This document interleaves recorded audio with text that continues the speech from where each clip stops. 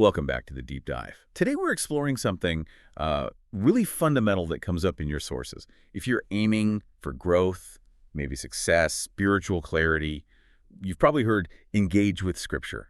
But these sources, they draw a really sharp line between just reading it and, well, deeply studying it.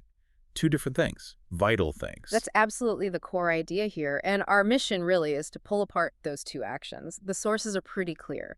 Systematic engagement, not just, dipping in now and then, is crucial for power, for success, for spiritual food. Right. But they also flag a problem first. Yeah, they do.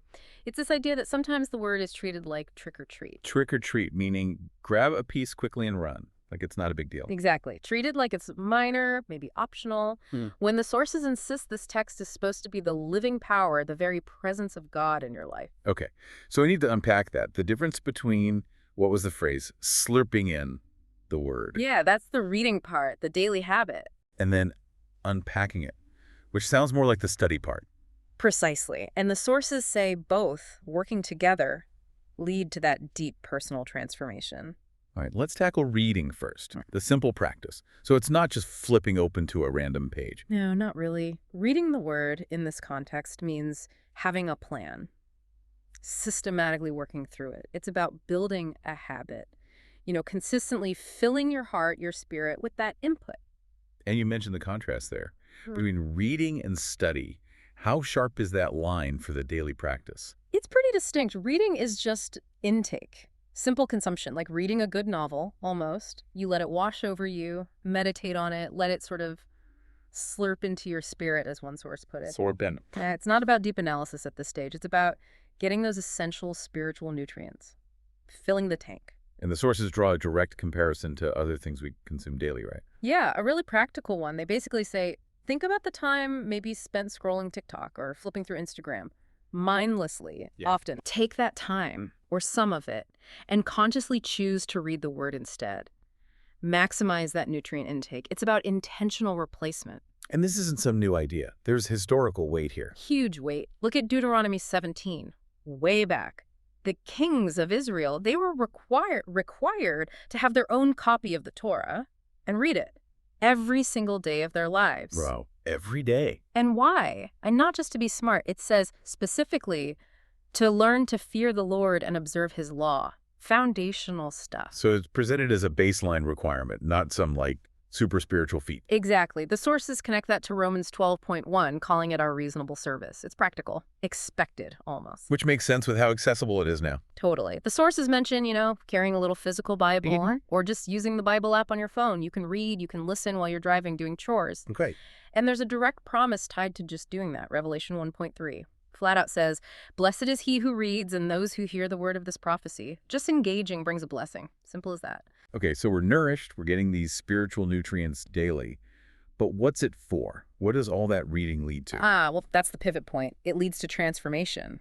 The sources are really strong on this. Transformation? How does just, reading a book systematically actually renew your mind? That sounds like a big leap. It takes us straight to Romans 12, verses 1 and 2. That core idea of metamorphosis. You present your body, your life, as a living sacrifice. That's your reasonable service. Okay. But then comes the how. Do not conform to this world, but be transformed by the renewing of your mind. That's the engine of change. Right, and the sources use that Transformers analogy, bumblebee changing shape. Yeah, it's a vivid picture. From a car to a giant robot. That kind of fundamental change, metamorphosis, is what's supposed to happen inside us. But obviously it's not instant like in the movies. So how does the daily reading make that happen? Slowly? Structurally? The key, according to the sources, is permeation. The word has to soak into your mind because the principle holds, as a person thinks, so they are. Makes sense. Transformation isn't magic, it's systemic. It's about what dominates your thought life. And this is where the sources use that really provocative term. Which one? Brainwashing. Whoa! Okay. Yeah. Brainwashing, that's intense. Did they unpack why they used that word? They did, and they're very careful to define it positively, like a cleansing. It's not about external control, it's about an active internal purging. Okay, purging. By systematically washing your mind of, as they put it, nasty thinking and ugly stuff.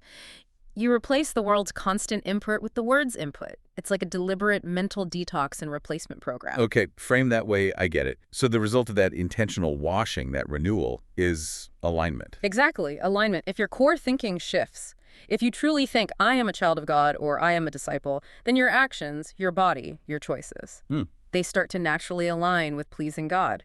It flows from that renewed mind. Principle-based living, then. Yes. Your decisions become ingrained, less internal debate. The source shared a great little story about this. Fine. A parent gets a call. It's their daughter. She wants the parent to lie about where she is. Oh, common problem. Right.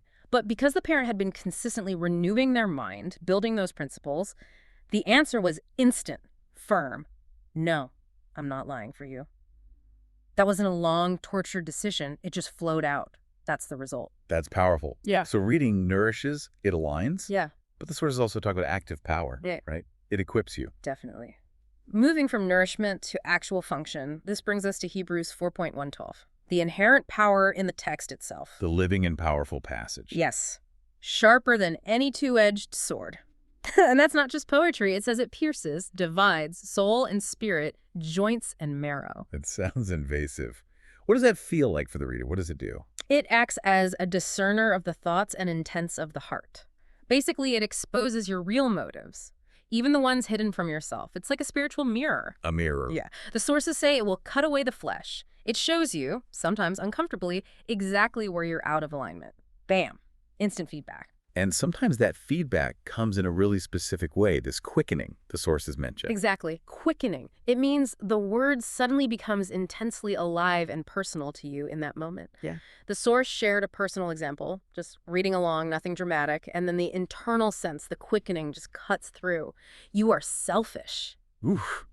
Direct. Painful, right. But that immediate, sharp realization led directly to self-reflection, to growth.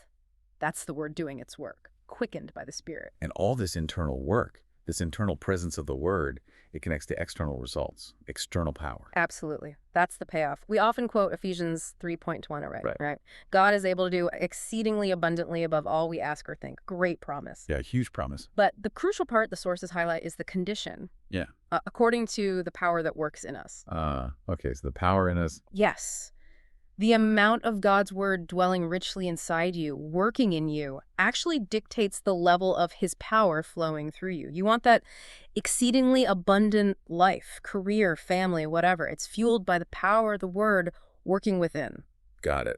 Okay, so that covers the daily intake, the reading, the nourishment, the internal power buildup. But then you hit a point where just reading isn't enough. Right. You're reading systematically and maybe a word jumps out or a story seems confusing or you just think, wait, what does that actually mean? What's the context here? That question, that's the trigger. That's the trigger. That curiosity signals the shift. It's the doorway from reading into active personal study. And study means what exactly? More than just rereading. Oh yeah. Study means digging. Active research, using tools, concordances, commentaries, maybe looking at original languages, understanding the historical context, really trying to grasp the intended meaning. So it's work. It is work. The goal is different too. It's study to show yourself approved unto God. Not just approved by your favorite teacher or nodding along to a sermon. Approved by God because you've done the work yourself. And the sources remind us this work isn't necessarily dry or boring. Not at all. They make the point that, honestly, the Bible can be way more scandalous and gripping than, say, a soap opera or a Tyler Perry drama. Okay, example. They bring up Tamar, remember her story. Dressing up as a prostitute to trick her father-in-law, Judah, wild stuff. And yet, incredibly, she ends up in the lineage of Jesus. It's full of complex, raw, human drama that pulls you in. True. Okay, so study's digging deep. It's fascinating. Yeah. But what's the critical mindset we need for it? The Berean mindset. That's key. Right. From Acts 17. These people in Berea, they were praised, called more fair-minded or noble. Why? Because they didn't just accept what Paul said. Exactly. They received the word eagerly, yes, but they searched the scriptures daily to find out whether these things were so. They checked it themselves. That's the critical thinking piece. You can't just outsource your understanding. Absolutely not. You listen to teachers, pastors, podcasts, fine. But ultimately, you have to go back to the text. Check it for yourself. Know it personally. Because if you don't, well, people will challenge your faith. Or worse, they'll quote things that sound spiritual but aren't even in the Bible. You'll have no anchor. like that example the source used. Yeah, the classic one.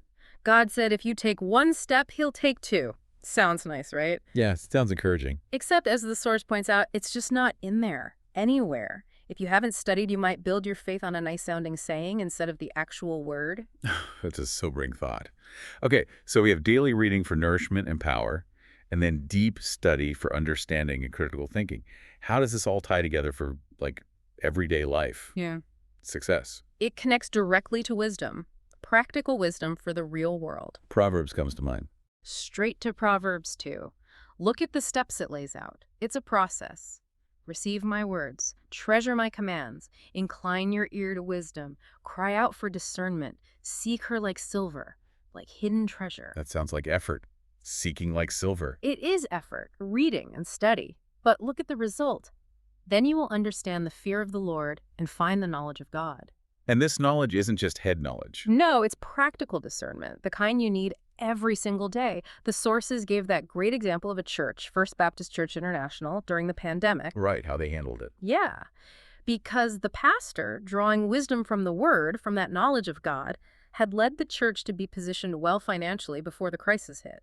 So when everything shut down, they didn't have to lay off their full-time staff. Wow, that's tangible. That's real-world wisdom in action. And you need that same kind of wisdom for your marriage, for raising your kids, for navigating your job. It comes from this engagement. So reading nourishes, study clarifies, and together they produce wisdom for life.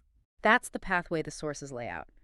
The wisdom and discernment you need for success, real success in every part of your life, it's found right there.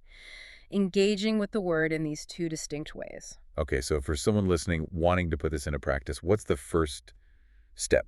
The challenge? The challenge from the sources is pretty straightforward. Pick a book, maybe one in the New Testament, and just commit. Read the whole thing through systematically. Just read it, start there. Start there. And if you want an extra challenge, start memorizing parts of it. Let it really sink in. So wrapping this up then, it's 2 tracks. Daily reading, like daily bread, for nourishment and internal power. The slurping it in. And then diligent study, digging deep, asking questions, checking sources. The Berean mindset. Exactly. For that deep understanding, that critical foundation, and ultimately that practical wisdom. And keeping that Ephesians 3.2 warrior principle in mind, God's power works in us based on the word in us. Right. We'll leave you with this question to think about. What specific area of your life right now needs more of that exceedingly abundant power? And following that, what single book of the Bible are you going to start reading, maybe even today, to increase that spiritual nutrient intake? Something to mull over. Definitely something to mull over. Until next time on The Deep Dive.